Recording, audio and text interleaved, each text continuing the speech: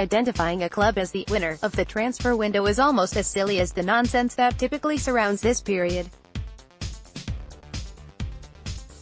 For proof of this, just ask the witless Richard Keys. Before the beginning of last season, the former Sky Sports host predicted that Everton would finish above Liverpool in the league off the back of the Toffee's high-spending summer. In the end, Everton floundered and sacked their manager in October. Sam Allardyce was brought in to replace Ronald Koeman, and the club wound up in an uninspiring 9th-place finish. That same summer, Liverpool endured a transfer saga involving the sale of one of their star players, Philippe Coutinho, which kept him out of the side until September, and another saga involving the tapping up of Virgil van Dijk, resulting in the issuance of an apology to Southampton.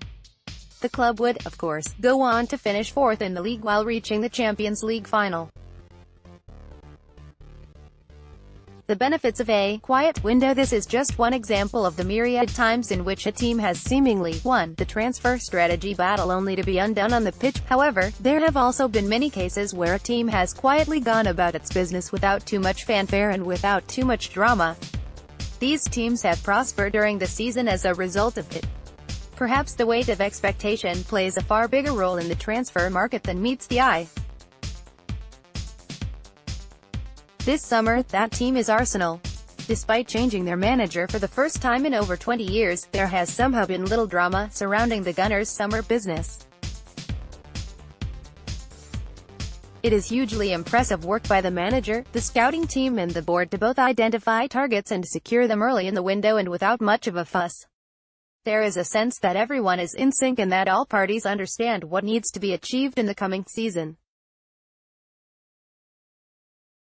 Value for money at the Emirates. Considering the alarming reports coming into the summer that there was little money available to spend, Arsenal's business has been very smart.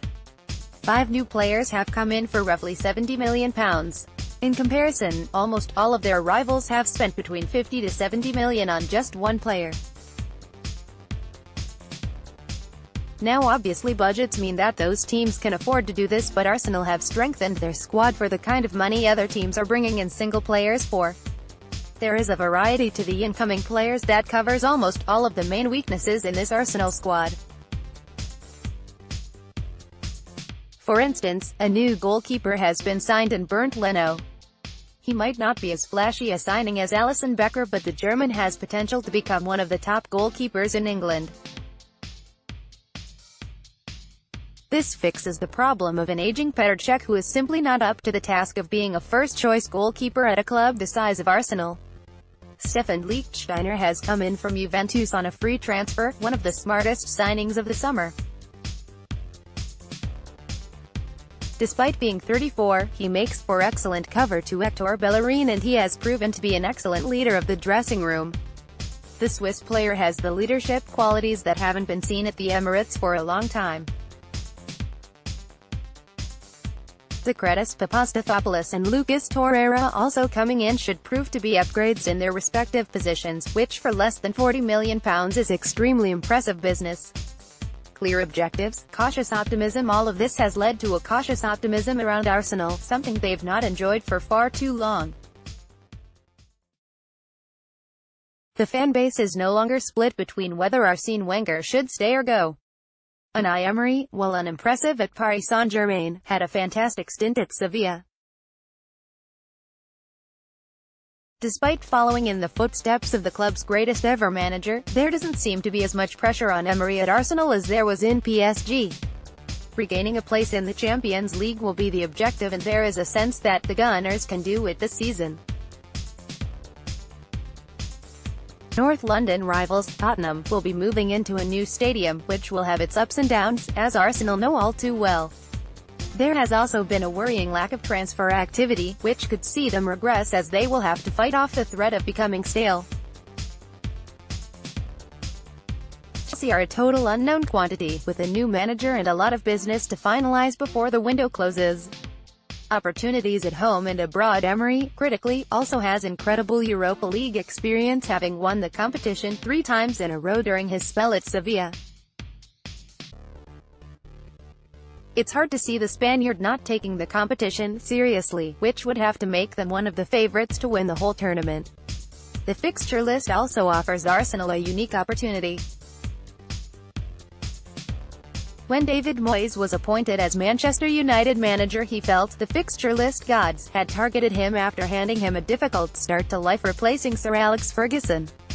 While Emery has also been handed a difficult start, it should be seen as a great chance to lay down a marker. An opening day meeting with champions Manchester City, followed by a trip to Stamford Bridge, is as good a time as any to meet those two sides.